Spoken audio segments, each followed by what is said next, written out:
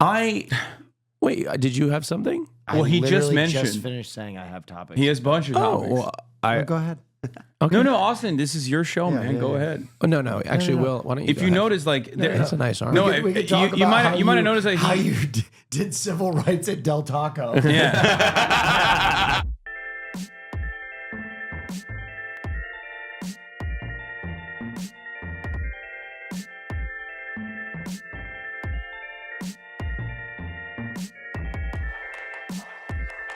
I'm supposed to be the autistic. Ladies and gentlemen, welcome to another episode of the Fear and Podcast. And today we got a very special guest. It's Noah Coleman, everybody. Yeah. And Hassan was begging me to have. He wanted to introduce you because he's like that. No, and, he wanted. you were to talk about if you exactly like that, what you do and where you're No, from. you're in a state of panic because you have no idea who Noah is. Are you kidding me? Noah and I are great friends. Old friends. You're a journalist. Yeah. Yes, that's right. Yeah, he's a journalist. Noah Cohen, former senior editor. Of You Jewish can Current. just say editor, former guy. Former editor of Jewish Currents, worked at Vice News, has a fantastic podcast that I always recommend called Blowback. Go check their episodes out. They had a wonderful one on Cuba, season 2, which, has been very relevant as of late. And my good friend, someone who's been on my stream probably a million times at this point, someone who just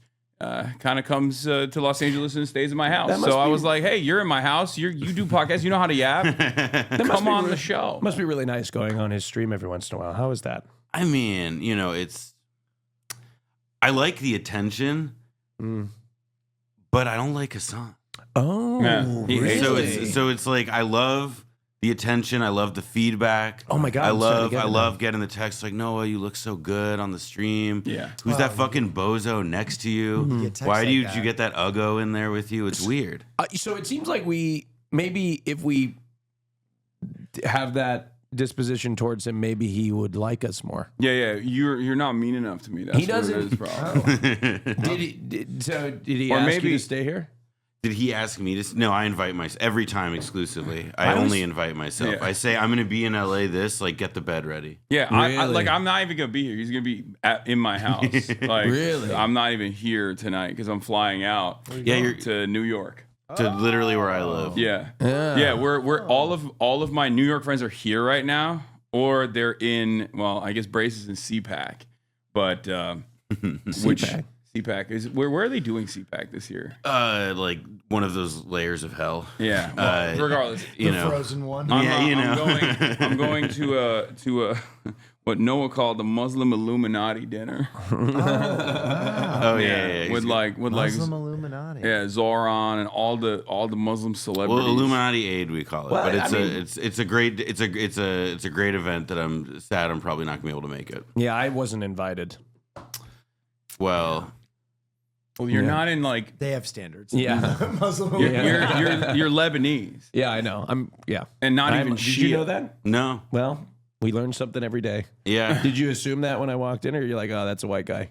I mean, look, race is a tricky thing. Well, That's correct. it is. And judging by your white skin, yeah, I did kind of assume. Well, you a lot of people, were a white guy. a lot of people, Judging by the white skin, a lot of people assume that, but what you wouldn't know is I'm white passing.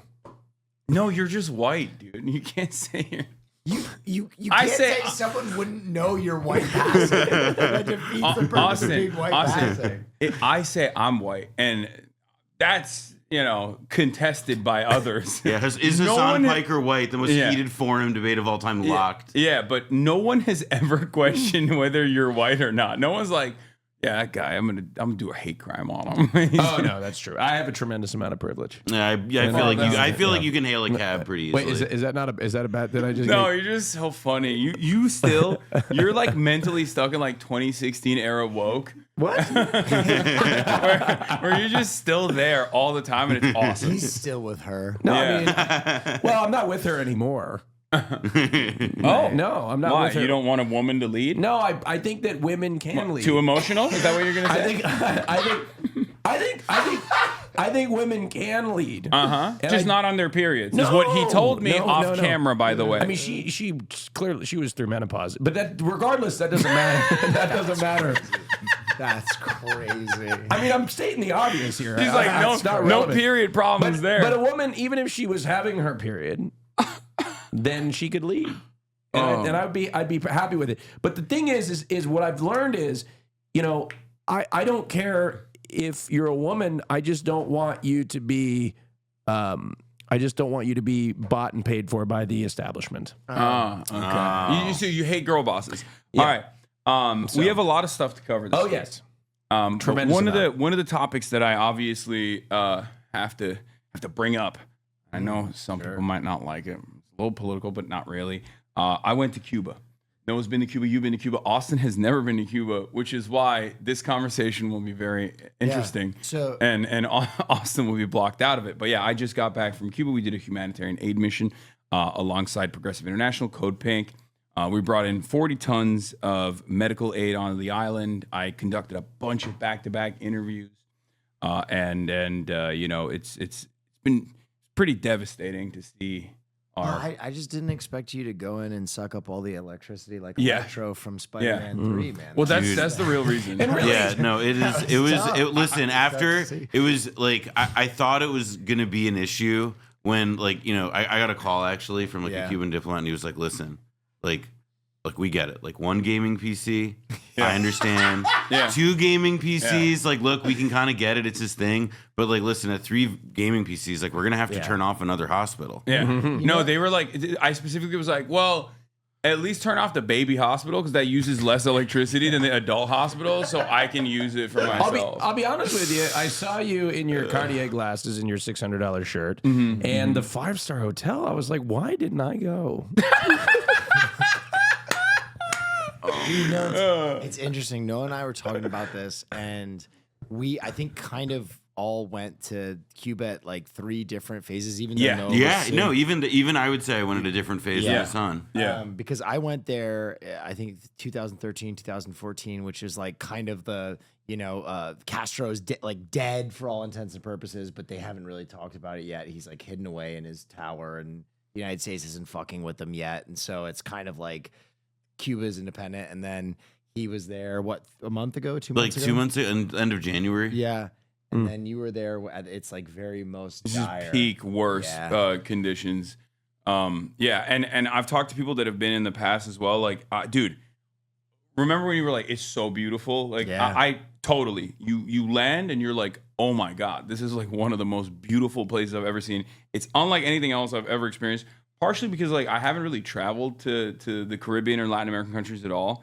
I've been to Mexico. That's it. It's North America, right? So, I was taken aback by how sick everything is, how cool, how wonderful the people are, how beautiful the island is, how beautiful the architecture is, and then right after when you start moving outside of the airport and you start getting into the city and you're oh, look at these cool buildings, and you're oh my God, they all are emptied out, they're hollowed out, bombs exploded inside of them, and you're how the fuck does this, how do people live like this? How did this happen?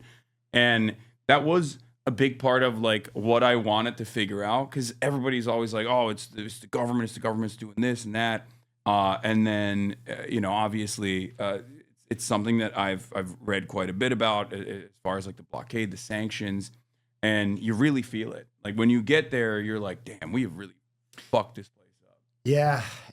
I mean, it's crazy for me because I don't know if you know this, but my dad lived in Cuba as a kid. Whoa. For years and years and years. What? Yeah. I did not know that. Because my grandfather was one of the mobile gas oil guys that was delivering oil to Cuba before they pulled everybody out. Whoa. And my dad was there when they pulled everybody out. And he talks about how crazy that was to experience, going from a Cuba that was so vibrant and loving that community and those people so much to seeing them kind of the beginning of them being choked out by American imperialism. I mean, well, it's also been a very one of the things that has been really kind of jarring, at least on the trip that I took, was there's still a semblance of normalcy. I was there when the Havana Jazz Festival was going on, which was incredible. And that's some hot jazz. Oh, it's incredible. That's It's some sick. hot jazz. I saw, and like these are bands that like tour in the United States, by the way. Like it's since the since the Obama thaw in relations, there has been more like communication, and people go back and forth between the island and the United States, and more money from relative families in the United States makes it into Cuba. Yeah. And it's like meaning that you can kind of see like you have like a plausible idea of like, oh, here's what life here could be like. Yeah. If we didn't have these cycle restrictions, if we didn't have like the idea of like a vibrancy, like being on the streets of that city and in that country is not that difficult to imagine. It's just that like you go and there's trash all over the streets. There's no money for anything. The pharmacies are empty. It's a really, I mean, I wouldn't say that like in the spectrum of travel to like fucking like global like travel or expert or whatever that I'm anywhere near the latter. But like I have seen a few different countries in the world. I've been to the West Bank. I've been to Latin America, and I'd never seen anything like it. Never seen anything like it. Have you ever been to Puerto Rico? Yeah. Okay. Because I was looking at some images, and it's like I feel like there's a couple different methods in this region, right? That like there's a couple different levels of like American intervention. Like you have Haiti on the maximum side, right? Like where it's like completely destabilized. It's almost like a different warlords competing for power at certain points, and then at other points you have like a corrupt puppet that America's installed.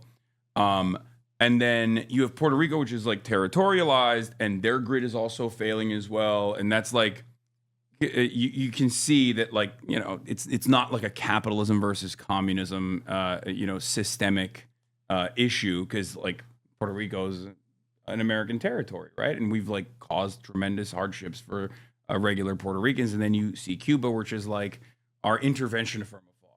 No bombs, no guns, no bullets, just economic warfare, pure economic warfare. And it's crazy because like, there's materials on the island. They had a robust industry for sugar, and very quickly after the Cuban Revolution, America was like, we're not buying sugar from you guys anymore. It's over. Like you fucked up. And it didn't stop there. Obviously, like they have so much. What really frustrated me, aside from like the immediate hardships that I saw, people having people experiencing hardships with getting food. Everything is so expensive, and their wages are so marginal, so minuscule. But it was the potential. Like we have robbed this 10 million person Caribbean island of like so much potential, whether it be arts, whether it be in the field of sports, where they're still like thriving in spite of those odds, right? Biomedical research. But like, I just wish we could live in a world where we could see exactly what they would be able to accomplish if we just weren't constantly like restricting everything. Well, it's so amazing that you highlighted this because a lot of people don't fucking know what's going on. In fact, I've got some messages from people being like, I had no idea what was going on in Cuba. Americans are completely oblivious to what's happening on a huge scale. I think it's a weird. I will never bet against American obliviousness or ignorance of what happens outside America's borders. It's just like it's our way of life. We don't know what goes on elsewhere. I do think though I have a little bit of sympathy for us American cattle though. Because there's a lot of like part of what Cuba's problem is right now is that it's competing in the news cycle, so to speak, against I don't know, like World War III. Yeah, like it's this like we're at a historical inflection point with Cuba. There's never been anything like this, whatever. And it's like if you turn on the news, quite reasonably, there's a lot of other stuff that's taken precedent for like an American viewer, right? And so which makes this kind of work, drawing this kind of attention that much more important, right? But it's such a fucking. Like one of the challenges that I felt like I've had in the last year has been trying to get people to pay attention to it because of how crazed everything is. Yeah, I mean, you got Cuba, you got Iran, you got trans people in women's sports. I mean, it's just there's so many things. 3 that are going issues on. of equal weight right? and you know, like terror Right. inflicted. I mean, existential threats. Yeah, I mean, all around the world. yeah. Well, you know, I'm really glad that the Olympic Committee hasn't seemed to do shit about the fact that like the Olympics are getting hosted in a country that like, you know, will deport anybody for looking at an ICE officer funny. Yeah, But you know what they've made sure? Oh yeah, The sanctity of women's sports is That's protected. right. So all people that place 5th and 6th place can finally have a chance. Have a fighting somebody chance. could blame. I have treats. Gosh darn it. That is a quality razor. I tell you what, Will, I happen to agree with you because I'm a hairy guy, You are a hairy guy. and And I only use Harry's. That's right, folks. Harry's is a quality German razor that's been making their product in the heartland of Germany for over 100 years. wow, I know. It almost sounds impossible. that's tremendous. I know. Well, you know what I love about Harry's razors is they control the entire process, unlike those other razors, Yeah. right? It's just all over the place. From steel to shelf, the costs are low. That's right. And also, this is a substantial razor. Oh, yeah. It's heavy. It's got a Yes. nice balance. You can feel the detail of the German engineering. Yes. When I'm using other every razors, stroke. it just feels like they're going to fly away. That's right. No.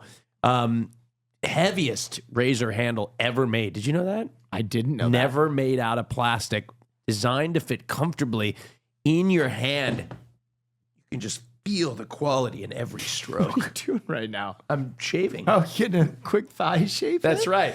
For a limited time, our listeners can get Harry's Plus trial set for only $10 at harrys.com/fear. This set includes all new Harry's Plus razor, 1 refined 5-blade cartridge, a 2-ounce foaming shave gel, and a travel cover to protect your blades on the go. Just head to harrys.com/fear to claim this offer. And after you purchase, they'll ask you where you heard about them. Please support our show and tell them we sent you. I was going to ask you if did you stop at this? Did you stop at this? Do they have a souvenir shop? They did, yeah. Okay.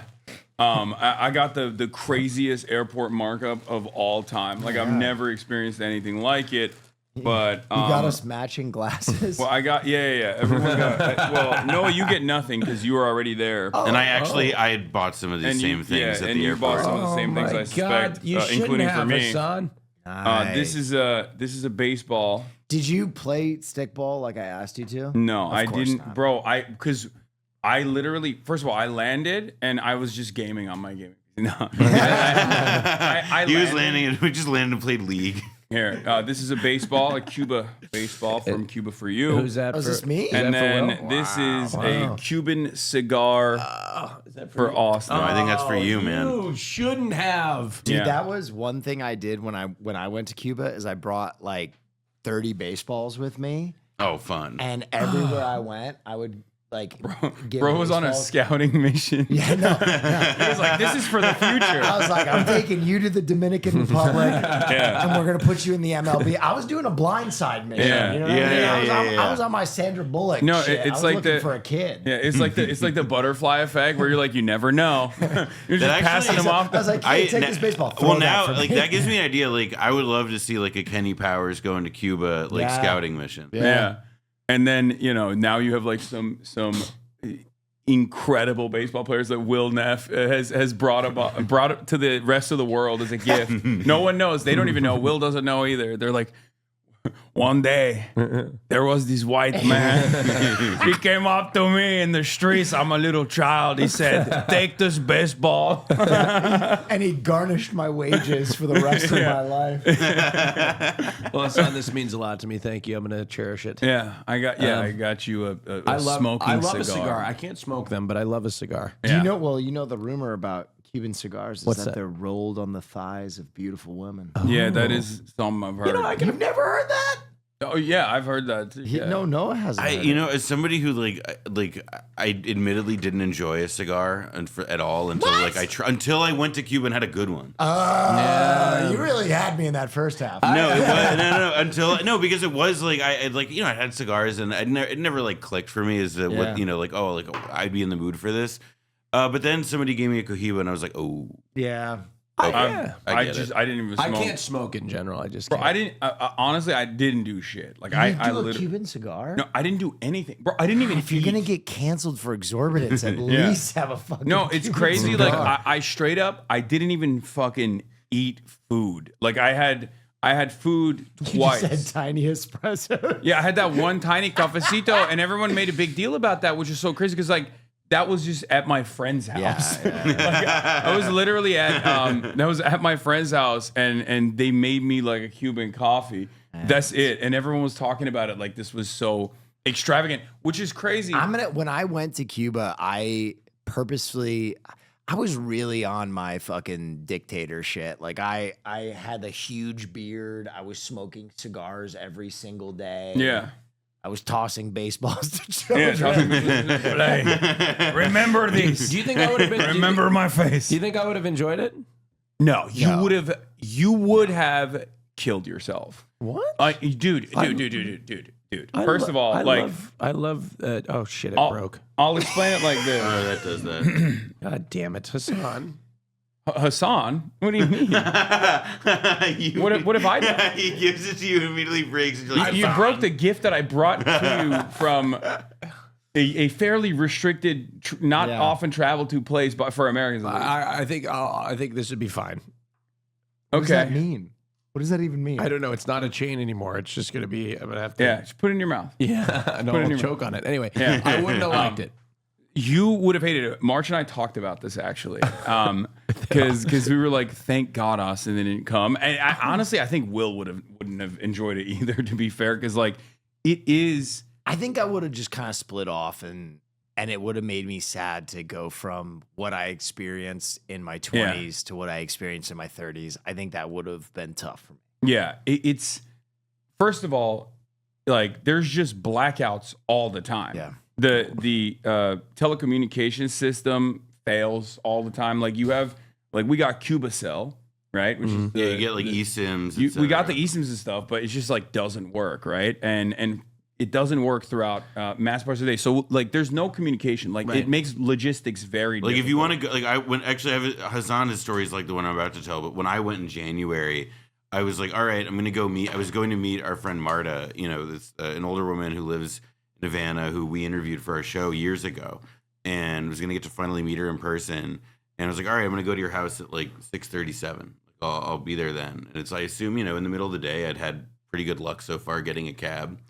Let me tell you, at a certain hour of the day, that is not the ease with which you are able to get around. Yeah, and it's not like you can call anything. It's, you know, you can, like, it's you have to, I mean, it's, you have to, if you want to like make sure that you've arrived to the airport, for example, like you've got to make arrangements with like whoever last gave you a thing and like try and plan ahead. There's no, it's very, it's desperate. I spent like 45 minutes looking for a ride, and I ended up getting like a guy on like a moped. Yeah. I think if I would have had the expectations of that going in. No, it's unlike anything you've ever experienced in your life. One of the most burnt images for me in Cuba was we took a ride with a guy, and it was the craziest shit I've ever seen. He had a 19, I don't know, like a 50 Chevy Bel yeah, Air. exactly. One of the craziest old cars. I'm not a car guy, so I don't know.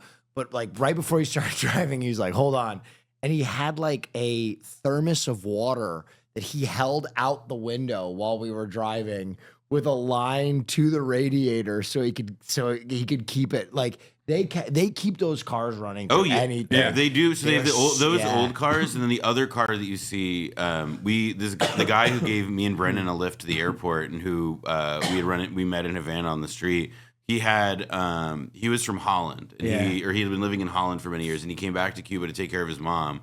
And like his big passion project, it seemed, while he was back in Cuba, and probably how he got some income, was he had an old Soviet Lada, like an old car from the Soviet Union. Yeah, and it was awesome.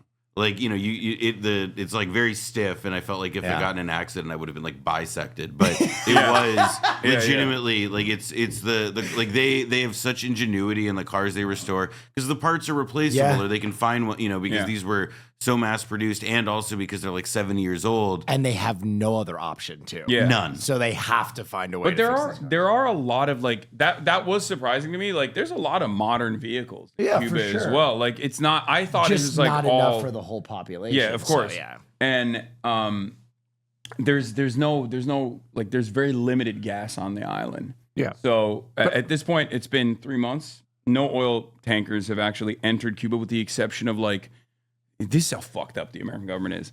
The American government has allowed oil transfers to take place for private businesses. So there's private businesses on the island, some of the hotels. There's 4, I believe, right, that the American government allows Americans to stay in. Any other hotel you stay in inside of Cuba, and there's thousands of hotels in Cuba. It's considered potential military interference. Yeah, right? yeah, you're they say you're aiding and abetting a foreign sponsor of terror. So you can go to prison for 10 years.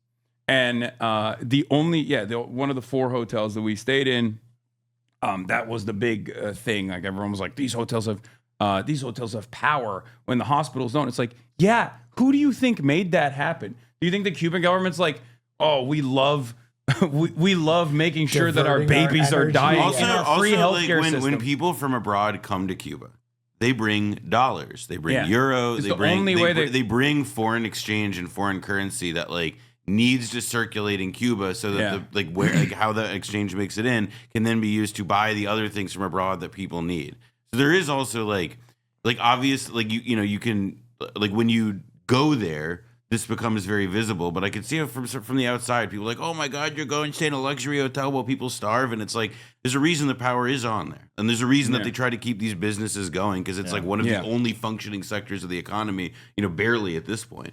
Yeah, and the Cubans themselves, whether they're a fan of the government or not, it doesn't really matter. They are very excited at the prospect of tourists coming in, because it's literally the only time where they can make a tremendous amount of money for themselves, and feed their even families. If Cubans you talk to on the street don't love the government, and there's plenty who don't, they'll tell you the thing that is so jarring, at least to me, is the extent to which, and I did have this thought when I was there, all of them are saying come back, please come, please spend your money here, please just be present in some form, because it also feels for a lot of the people who live in that country, they feel the world has left them by. They feel they've been, that's part of, they have insanely high emigration rates, so that people can go abroad and work to send money back home, etc. And for many people, it's a very, it weighs on them, as human beings. Yeah. Well, it's a very philanthropic thing you did, and I'm glad it was met with such ubiquitous praise. Yeah, no, I know. Well, I mean, I don't really give a shit about people being you're such a nice guy or whatever. Fuck that. My goal was to address some of the major problems that people were experiencing, and then talk about who's actually responsible for it, right? Because it's designed in this invisible way where it is designed to invoke this kind of response from the population, where they're well, what the fuck is going on here? The government is so incompetent. I don't have food in my, if I'm not able to purchase food, eventually I'm going to blame the government for it. And it's it's super insidious, bureaucratic sanctions terror that they've brought about this island. Well, Trump needs a win, so ultimately I think in a few months they'll throw a McDonald's in there and call it a victory. Hopefully I mean, we've talked about this on the stream a bunch, but in general, I do believe that the biggest thing going for the Cubans is that exactly that. Trump probably ramped up this Cuba shit just like he did in Venezuela, because the last year he's been taking such a beating in the public, and it was well, I need some easy dubs. And when presidents need we're gonna put a McDonald's in there, it's gonna be great. There is actually a great movie, it's on Netflix, called The Wasp Network, and there's a Cuban defector scene, and it's Wagner Moura, and he washes ashore at Guantanamo Bay, and they take him inside, and they're what do you they're welcoming him because Cuban refugee, etc. And so they bring him a McDonald's, and he's I always wanted McDonald's.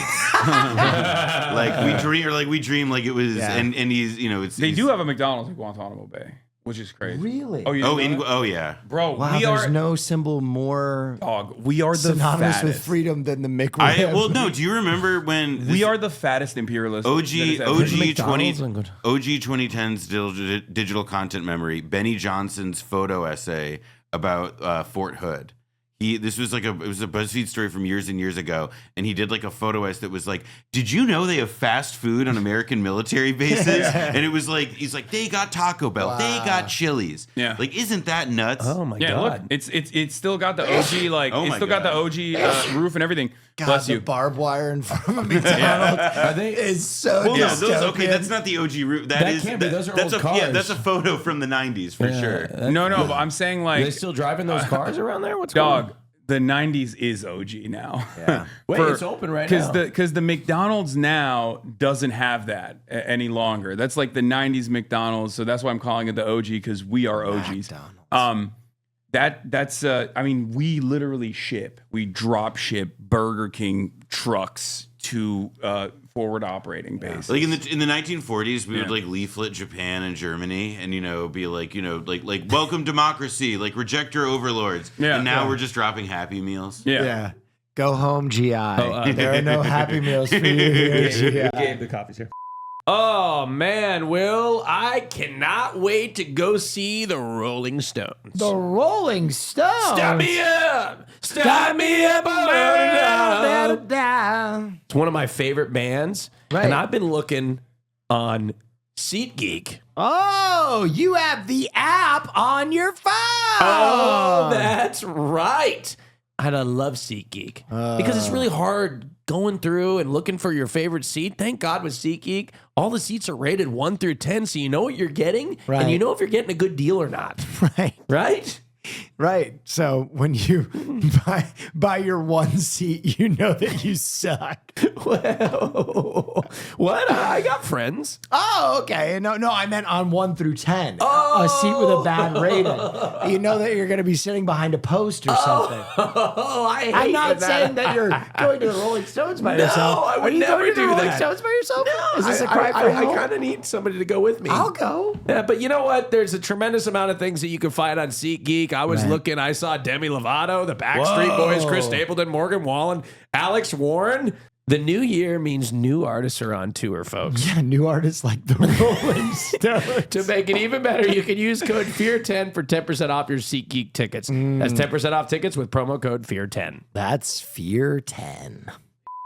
Well, we're not gonna spend too much time on the more time on the Cuba thing. wait, you guys did a wonderful thing. I mean, he did. He did a wonderful thing. I didn't. I know, but I didn't bring aid. I went for the cloud. No, I went for the cloud. I went for the cloud. I just I think You went for the McDonald's.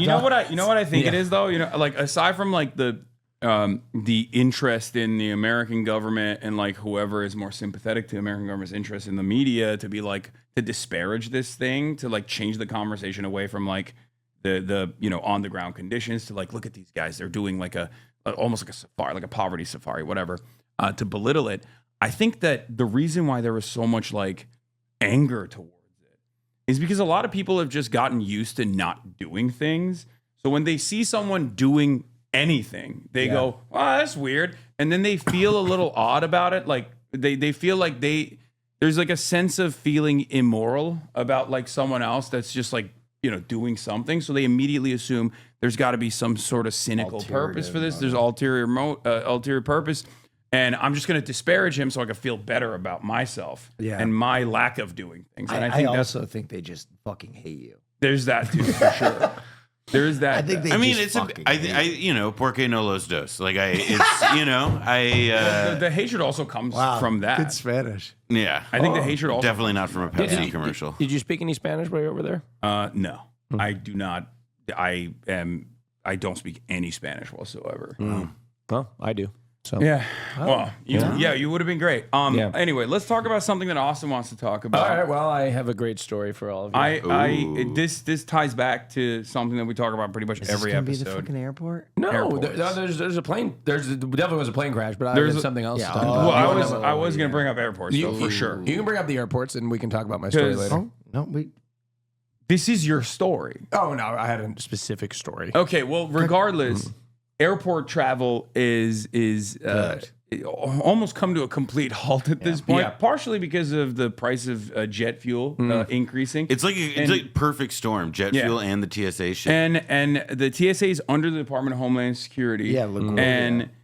and there's this like gridlock in Congress, as there always is, about like the funding vehicles for the DHS. They don't want to fund ICE.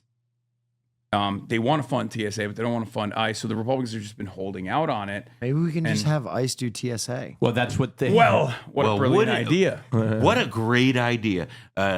We're sending the agents.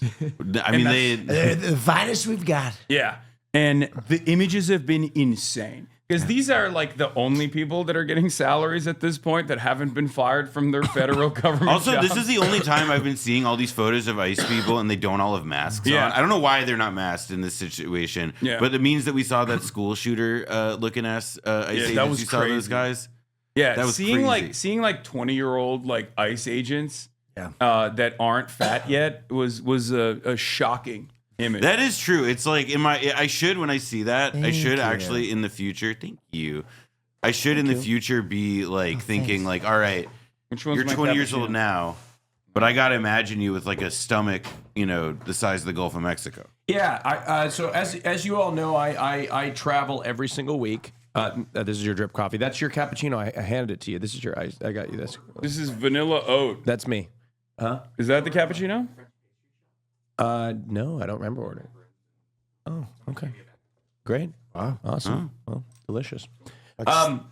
As you know, I travel every week. I fly on a plane every week. And I have been noticing a huge rise in airfare. I mean, it's suffocating. It is absolutely suffocating. I obviously, I have to do it because I don't live here and I have to fly as a means of transportation. But And you could live here. You but choose it not sucks to. here. I don't want to live Where here. do you live? I live in Portland, Oregon. Oh wow. And so anyway, I fly. I've been noticing the rise of air prices and the increase in wait times at security. But one thing I will say is that what's interesting is it is very much on an airport to airport basis. This is not being airports are being affected disproportionately.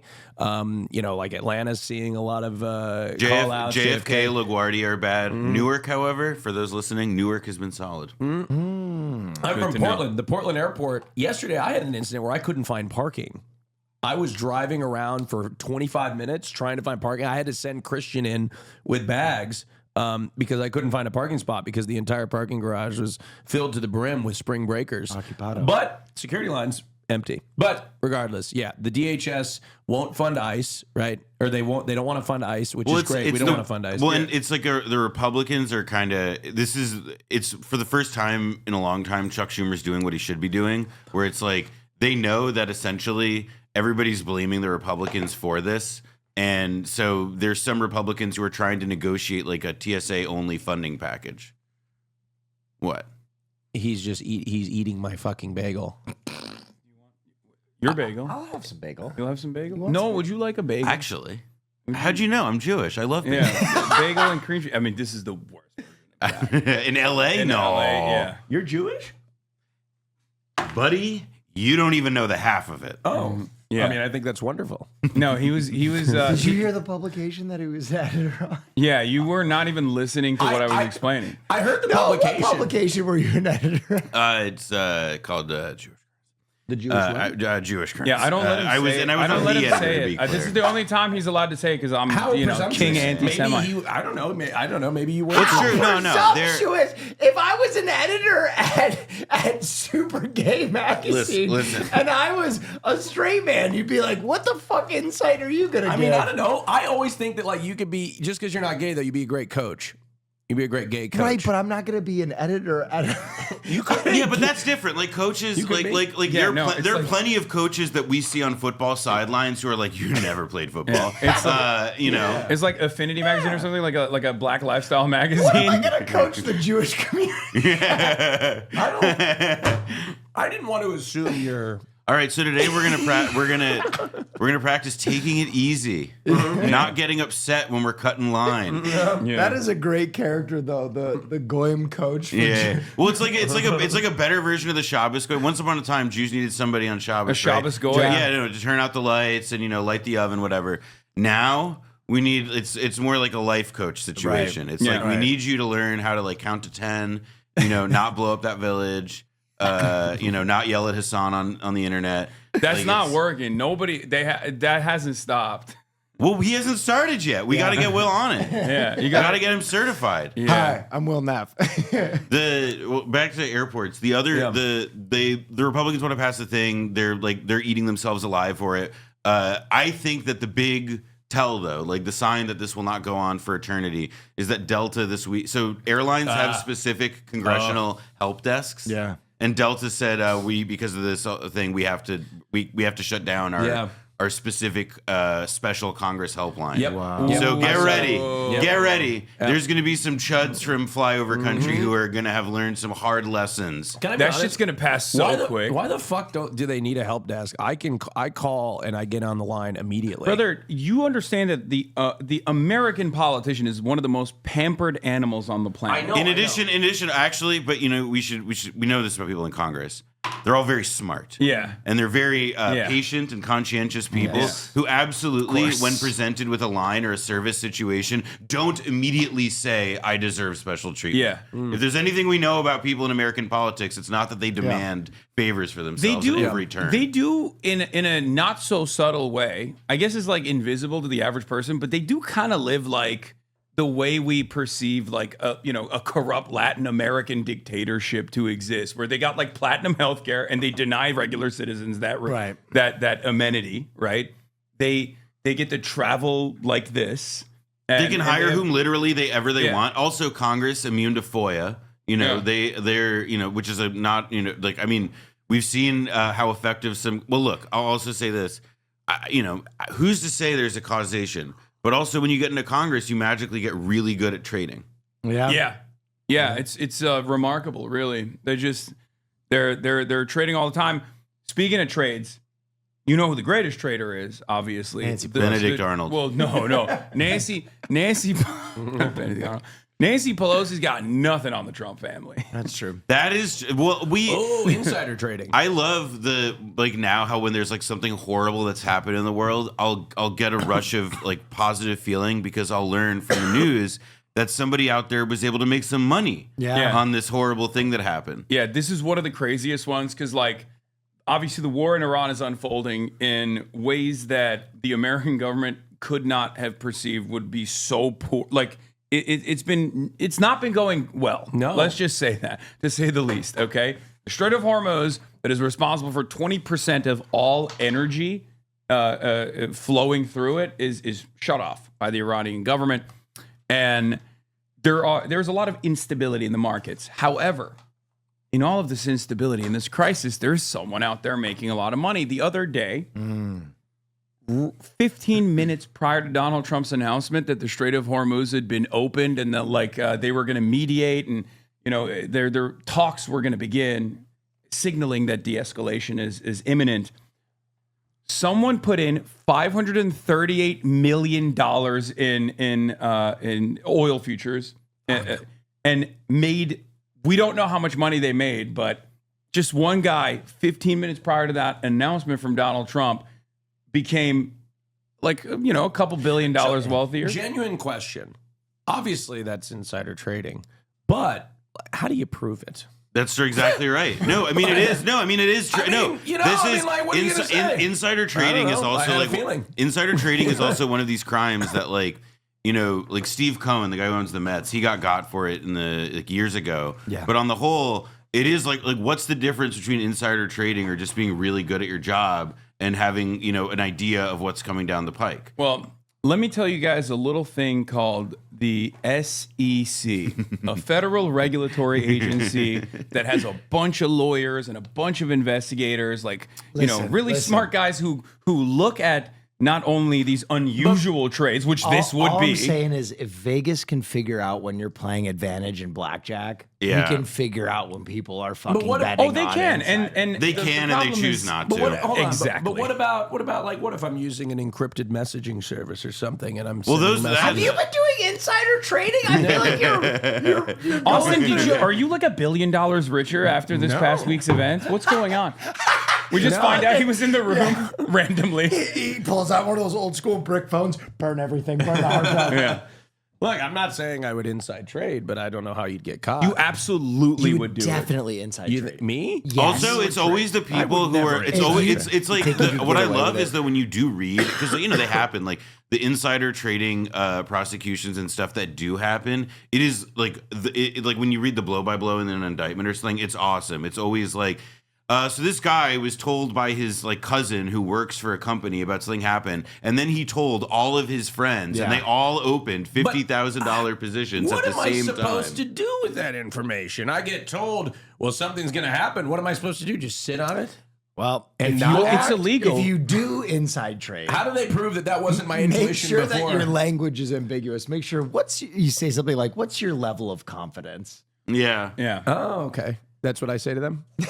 He's like taking notes. He's taking mental notes. Like, I don't intend inside trade. How should I phrase it in an email? No, I would Yeah. never inside trade, but money seems to be made. You know what? Actually, I would make sure to do is not just on like ChatGPT or Claude, but on all of them. Yeah. Ask these questions, Right. Like repeatedly. Yes. Yeah. Yes. How do I get rid of a body? Yeah. How do and make maybe even in your Gmail, type it out in drafts and Right. don't send it, but let the draft save so you can refer to it later. Right. Yeah. Noah's being a bad friend right now. Yeah. Well, I'm being a good friend. I'm actually. This is harm reduction. no. I make plenty of money and I don't need any more. That's why I look at these people and I say, look, you have billions of dollars. And I say, Give me some. I am Gay. no. Lebanese. Satisfied. No, I'm oh man. Yeah. Oh yeah. It is springtime. That it is. Which means more movement, trips, eating out.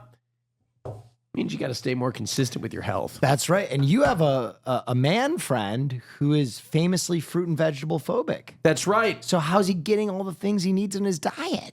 Great question, Will. Yeah. He uses what I like to call and what they like to call And what we like to call AG1. All right? It's a daily anchor. The habit that shows up even when you don't feel like it. Oh. All right? All you got to do with one scoop, 20 seconds, put it into your water, mix it into your coffee, Right. and let it run through your system. Clean it all out, right? Wow. Providing you with multivitamins, pre and probiotics, superfoods, and antioxidants, all in one single scoop. Because it's so frustrating when you're having a scoop over here and a scoop over there and a Right. scoop over here, but you can just scoop it all in one. I'm telling you, it's fantastic. I do it every morning. Every morning. Every single morning. Oh my Sometimes gosh. I do it as an afternoon snack. Wow. And you could too. Go to drinkag1.com/fear to get an AG1 flavor sampler and a bottle of vitamin D3 plus K2 for free in your Nice. AG1 welcome kit with your first AG1 subscription order. That's a $72 value. Yours free, only while supplies last. Go to drinkag1.com/fear. I'm a millionaire. You're a millionaire. And I don't understand how these people, they have so much money. What else? I have lived such a great life. I do everything I'm supposed to want to do. Right. There's nothing that I can't do. And these people have billions. What the fuck more could you want? Why can't you just, spread the wealth around a little bit more? Mother's love. I guess. I don't know. Anyway, speaking of immense wealth, corporations, right? And a specific corporation I go to quite frequently. It's a fast food restaurant. I won't say the name of it because I want to protect the workers. But I just wanted to share a story. the workers? Well, I'll get to it.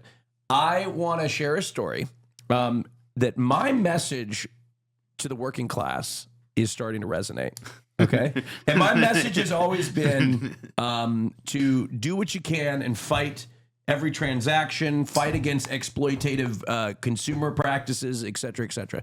I went to a... Wait, can I clarify something for Noah? Because you're using some words that don't actually align with what you're doing. He thinks that the most revolutionary act Not the most, but that he Which is what could is disputing a engage in- charge? Yes. So he is Brother. he's Mr. He's Mr. calling the manager. Well, and he thinks that like when he's every time he calls the manager over some sort of dispute, like I don't know, he didn't have the swan. I'm sorry, have you ever had an undercooked steak? Yeah. You act like these aren't problems. These are problems. If he doesn't have like the proper origami swan towel perfectly positioned on the corner of his bed, that's a lawsuit. He's exaggerating. He's exaggerating. This is the you thing. have made he's exaggerating. He's exaggerating. He's exaggerating, and he participates in what I like to call a shame culture. Well, we're gonna let you tell the story, and then we'll judge. We have a shame culture around consumers advocating for themselves, and it is perpetuated by the capitalist pigs. All right, Lena Khan, what did you do? Okay, so I went to this fast food place. It was a Mexican place, Mexican restaurant, fast food where they dish up food for you, like burritos and Could be anything, right?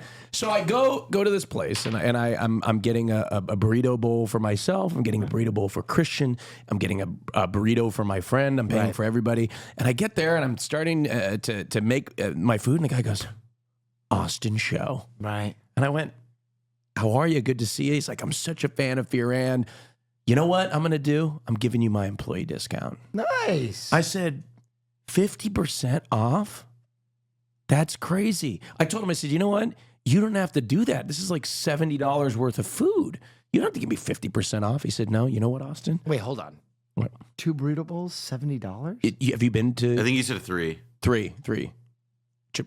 That's still. Well, if you got chip squawk, soda, like, I'm assuming there's fixings, as they say. That's unbelievable. Well, but that's how much it is. God damn. So he goes to me. He says, Austin, I'm going to give you this 50% discount. Sure.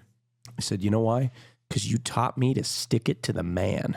Nice. So I just want to say that my message to the working class has always been stick it to the man. Stick it to the man. At every corner, find a moment where you can stick it to the man and cut into corporate profits. And that's what this guy did. Hey, and he said, every time you walk through that line, I'm giving you 50% off. Wow. That's big. That's huge. So I just want to know, Hassan, is there anything that you're doing on a day-to-day basis that would have that sort of impact? Marginal stuff, obviously, like boosting unionization efforts, working with advocates. Working with labor unions in general, offering them broad awareness and also support, fundraising for them. Things like that. But see, which are utterly irrelevant. How many burrito bowls have you gotten discounted? I have gotten 0 burrito bowls discounted. There you go. But I do genuinely have a theory that if which we is how you all, calculate how much impact you're having. If consumers, if everybody was like we could all get the employee discount. No, forget about the employee discount. But if everybody was like me and they advocated for themselves in a respectful way, I'll never inconvenience anybody that's working. If you advocate for yourself, I think slowly but surely we'd chip away at those corporate profits. The only thing corporations respond to is a drop in profit, and a drop in revenue. I mean, that and like really annoying emails. Yes, which is what has typically been my method. Right. Yes. Like United Airlines, like they hate to see an email from me coming. But United Airlines, I think, is notorious, and I've started to. In United Airlines, actually, there's news they just dropped a new product. I saw that whole row thing. Yeah, they have a new airline. Yeah, product. Did you see this? Yeah. United. When you United get the full row. Airlines. This is so cool. I confess, I'm glad I'm a United customer when I saw this. United Airlines introduced a new product. I don't know what they're calling it. Just call it like a new couch product or something. Relax row. Yeah. A new relax row where you can turn 3 economy seats into a bed. Airlines is a new option for travelers who want to get more comfortable when they fly. Starting in 2027, passengers on certain flights can purchase a row of economy seats. And that row will transform into a lounge after takeoff. It's called the United Relax Row. It comes with 3 seats designed for travelers who want more space, like families with small children, maybe couples as well. The row includes a custom-fitted mattress pad, larger blankets, and extra pillows. Pricing will be released at a later date. Yeah, so here's the deal. This is what happened. This is how this came to be. All right. Oh, you were in the room. No, but I know what the room sounded like. United got together. And by the way, this has been done before already with another airline. I think it was an Air New Zealand already did this. Oh. Air New Zealand's been doing this for years. They got in the room and You were such a plane autist. It's crazy. They said, hey, we have these transatlantic, trans-Pacific flights that fly sometimes 20% empty. So the back of the plane has rows of seats empty. Why don't we find a way to fill these seats or make more revenue on these seats? Why don't we sell some of these rows? They're going to be empty anyway. Why don't we just upcharge them? Also the traveling with kids thing. I mean, that's why they're like in the marketing, they're like showing like, hey, kids, do you see kids? Because you have to buy seats for them anyway. Right. And now the thing with United Airlines is they may be making product improvements with this particular product. They've also made a product with their business class product. But until they start to treat their employees better and address that, their product will always be shit. I flew United recently to China. We flew to Beijing. From the moment we walked to the airport, got to the front of the airport, the service was atrocious from top to bottom. And I will tell you, that's not the people that work their fault. They are working for a company that does not treat them well. And the way that because they're not treated well, sometimes the customers face the brunt of that. And that is a reflection of how the company is treating them. So United, until you treat and pay your employees well, your product will always fall short. He's a Delta booster, by the way, just so you know. He has a dog in his as a life. lifelong United member. My dad is a premier 1K member. I'm a diamond medallion with Delta. So I've mostly just flown United in my life. I will say, it wasn't so much about United so much as I had this experience, not this past weekend before. I was in Chicago for my sister's wedding, and there's crazy weather, a bunch of airport bullshit, and I had to stay over for a day, and. The TSA stuff was starting to get hairy. The whole thing was nuts. And so I was in O'Hare for, probably like a total of 12, 14 hours over a course of 2 days, maybe even more. And I was blown away at how good all the airport staff was, including airline staff, security people, whatever.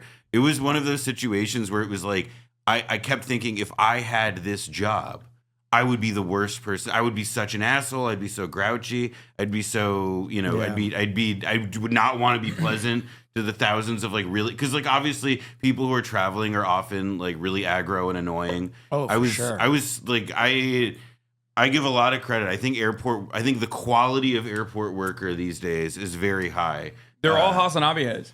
TSA has the highest density of fans that I've ever encountered in any other sector. March and I talk about this all the time. Really? Anytime I pass through, it's like, oh my God, what are you doing here? When I was going to Cuba from the Florida airport, from Miami-Dade, I brought obviously wads of cash, as you're supposed to do. I had I think $4,000 in my hand in a plastic bag, and it was in small bills. And it looked very suspicious. Okay? Yeah.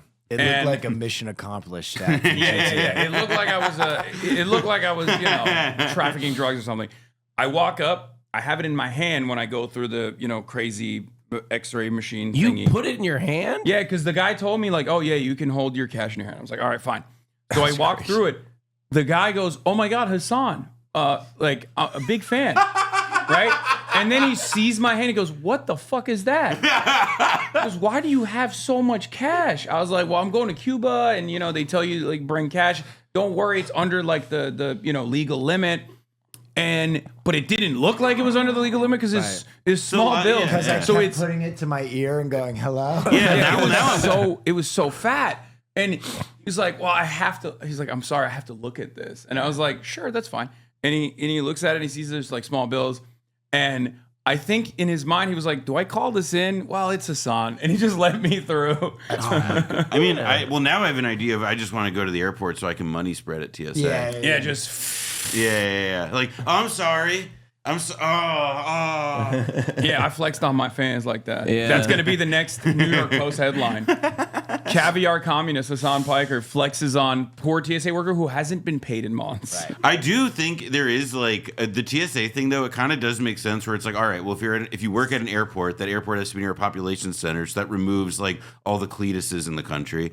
And then it's also if you go through a TSA line, you look at the like the gender and racial and age composition of who works for TSA, and it's like, yeah, that's a lot of potential hasanabi heads. Yeah.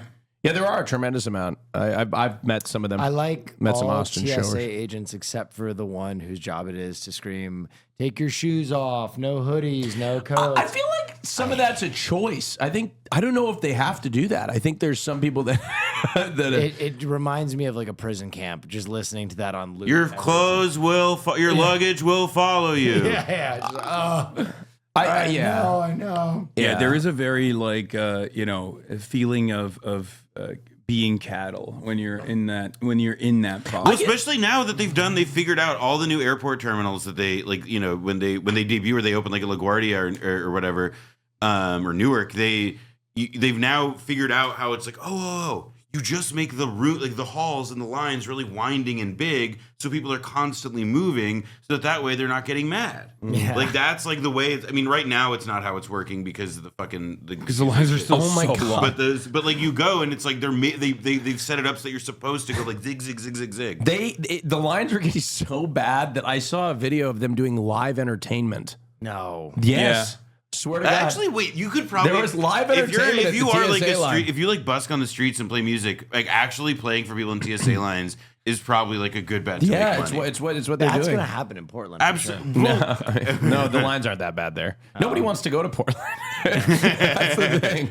Nobody wants to. We're doing to have a tourist destination. No, you're our guest. Mm-hmm. Let's open it up to you. Do you have anything spicy you want to talk about? I have some other topics if you just want to. No, I'm just along for the ride, man. You're along for the ride? I wanted to bring something up that I haven't mentioned before. Oh, sure. I'll go fuck myself. Wait, did you have something? Well, he just literally mentioned. just finished saying I have topics. He has a bunch of topics. Well, Go ahead.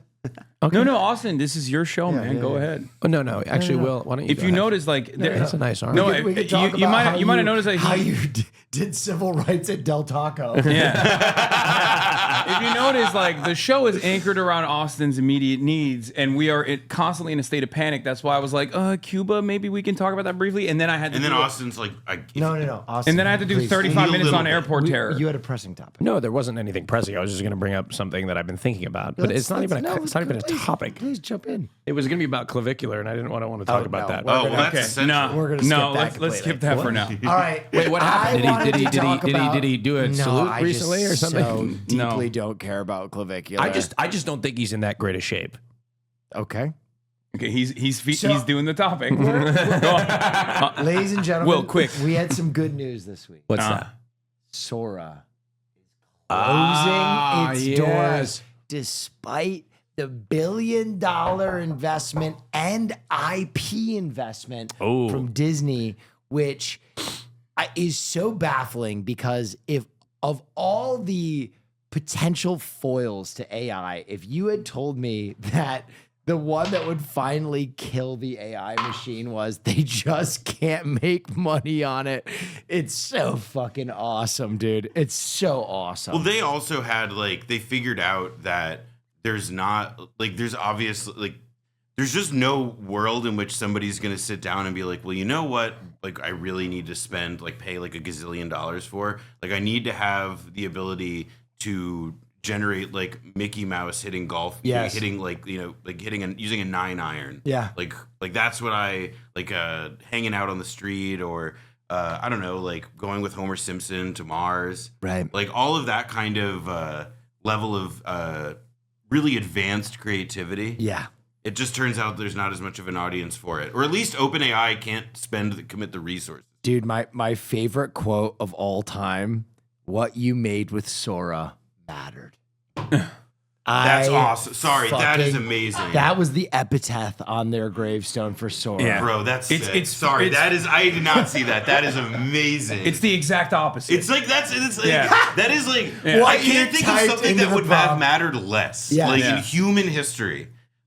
Other than your censored video of Minnie Mouse is it was important. It's like Lockheed Martin shuttering its operations and being like, so many lives were saved. Yeah. Every time I saw one of those fucking videos, I just scrolled past because none of them were entertaining. Although I did get duped by a few, which was the deer jumping on the trampoline.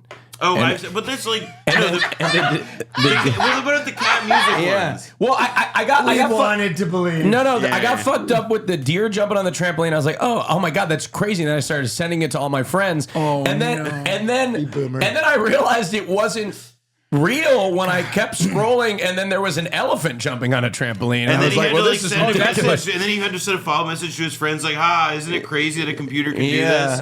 LOL. Saving face. Backtracking. Yeah. There was only one AI video that ever really did it for me, and it was grandma's going to the chiropractor, where like the chiropractor would like snap them in half. I couldn't help but be like, that's no. For me, it's Boulder. When we had Fat Lady Glass Bridge Boulder. Yes, that was awesome. That was an awesome song. Because we had it was this. No, you don't remember this? It was like this whole like week. Pull it up, Gabe. You got it. It was like a week-long like thing where it was like this genre video, or the guy jumping in the infinity pool and then it breaks. They all fall. Oh, right. Like because using AI to just like take this thing that like you think for like a half second. Oh, I've seen this.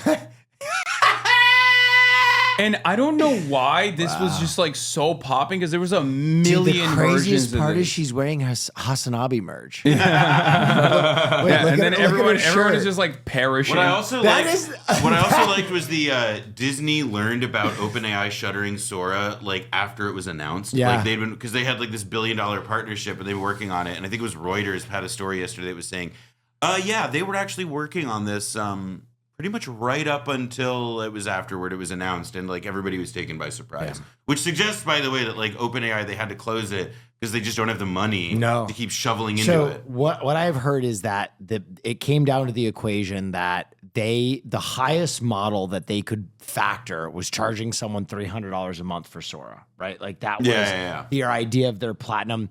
And their average computing burn on Sora, like regular Sora users, was upwards of $3,000 a month. So typically, you're supposed per person, per regular. They were. Great thing. This is actually good business. To make money, yes. To make money, you got to spend money, right? Yes. We all agree on that. Correct. To make money, you got to spend money. That's right. So if you're spending $2,500 a month per user, per user. Think about how much money you are spending to make money. No, it takes a lot of money. They have no fat lady dropping gold. No, it's crazy because their revenue model is non-existent because there's two different factors here, right? Like they have to get a lot of aura and hype moments, right? Because the entire business revolves around getting unlimited fundraisers, like going to Microsoft, going to all these other tech companies and being like, this is the future. Give us $7 billion. Yep. And at first they were like, okay, fine, let's do it. But in order to keep that momentum going, they had to deliver like a consumer-facing product. And that's the reason why they're doing a lot of this generative AI shit. Ultimately, the goal here is to obviously train it as much as possible on as many users as possible, but you could open source it in that situation, and that would probably be more reliable. But they wanted as many users as possible, and users don't give a shit about like using rerouting their telecommunications to a chat GPT assistant, right? Because the average person doesn't have that. That's B2B. So they were like, all right, we'll just do this, generative AI bullshit. Problem is, it's horrible for the environment. And not only is it horrible for the environment, it's insanely expensive. Yeah. So then the fundraising, the reason why they started this was for fundraising purposes, right? But then the fundraising took a necessity on its own because they had to keep spending, billions of dollars just for people to use the product. And also so they were losing money. And now it's also like they're all competing. Yeah. And like there can only be like the math works out so that like only a couple of these things can survive as business. Yeah. My two thoughts that really, really tickle me. Yeah. Is the first one of all the people on Twitter who were like, Hollywood shaking in its boots. I made this version of Dragon Ball Z IRL for $30. And it's like, no, you made a 2-minute trailer that looked like shit that was so expensive that you bankrupt a company with $1 billion Disney investment within the year. That's the first one. The second thing that I cannot stop thinking about is what Disney characters did Disney license as the sacrificial lambs to Sora? When they were going through their IP list, which ones do you think Disney was like, Song of the South. we'll give them we'll give them Chippendale, and they can fuck those squirrels every which way but loose because we don't give a shit about them anymore. Like, which characters do you think they went there? They like ran the numbers on like, all right, who's like the Toy Story character that everybody cares about the least? And it's like, all right, it's the Slinky Dog. Slinky Dog, you are. Put him out back. Yeah. Or Old Yellering you. Yeah. My favorite AI videos of Slinky Dog with clavicular mulligan. My favorite version of that was this was another like trend on Twitter. It's always Twitter, by the way. It's always like the profile of a guy who really loves Sora and generative AI is also like he's into cryptocurrency schemes and he's caught the bag numerous. He's held the bag on numerous occasions. Okay, constantly getting scammed. And he thinks he's gonna fuck other people, he still but has he's NFTs never been able to do that. Yeah, Yeah. So that guy will then place himself in a movie set, in a fictional movie set. Yeah, that was the Dragon Ball Z one. The one where he's going around and taking selfies. I know with everyone on set. I've seen that one, and it's like, what goes on in your mind when you are posting this? Like, do you think your friends from back home are gonna look at it and be like, "Wow, what a cool guy"? To me, it's like he's next to Batista and Tom Cruise. This is like how much American celebrity culture has fallen, because like we used to be a country where there were people, and there still exist, where it's like they collect autographs, they're obsessed with celebrities or whatever, but like they're obsessed with like a version of reality. Yeah. Like they don't. It's like imagine it's like, all right, well now we've made a technology so that you don't actually have to like carry out your obsession or exist in the real world. You can just like hit rewind on this video of you posing with Robert Downey Jr. and Slinky Dog. Slinky Dog for like fucking, like for eternity. I just don't understand who that's for in general. Well, you described it. It's for like the guy who's, like been holding the bag like 5 times on Twitter. But I want to know what's the thought process. Where like, does he think he's going to fool people into thinking that he actually went on this Hollywood set where celebrities keep materializing out of nowhere, and it's like always, it's so funny because the set changes immediately as soon as the frame changes, and it's like it's so obviously not a real video. There's gonna be, I believe that like a lot of this stuff, right, is like there's a bunch of it that has this uncanny valley stuff where it's like, all right, well this is like too weird or unseemly, like when we saw like, why does that guy have 7 fingers? Why does that woman's mouth like go vertical? Whatever. But then there's this other kind of category where it's like the photorealistic stuff, and that people, what he's describing, like what impulse does somebody have to do this or whatever. And I genuinely think that there is part of the way that this AI stuff has been marketed is that people believe that they are doing, if not something virtuous, something cutting edge. Yeah. And it reminds me a lot actually of like the early iPhone days and how like Apple made people feel like if you bought an iPhone and you dicked around on it, like you were in Tron, bro. Yeah, like you know, and granted, that was the beginning of like a legit paradigm shift in how people like use technology or whatever. Whereas this stuff, it's like you're just fucking with rubes. Yeah, you're just messing with that's hard tech. That's real tech. When your Geiger counter is how well you can get Will Smith to eat pasta. That's exactly, dude. That was the test. That was like, I mean, that was like you. Like, it's, for the longest time, they're like, look at how improved it is. Yeah. Will Smith actually twirls his fork in the pasta. Yeah. And now in like 20 years, they're going to be like, look, like Will Smith is like eating pasta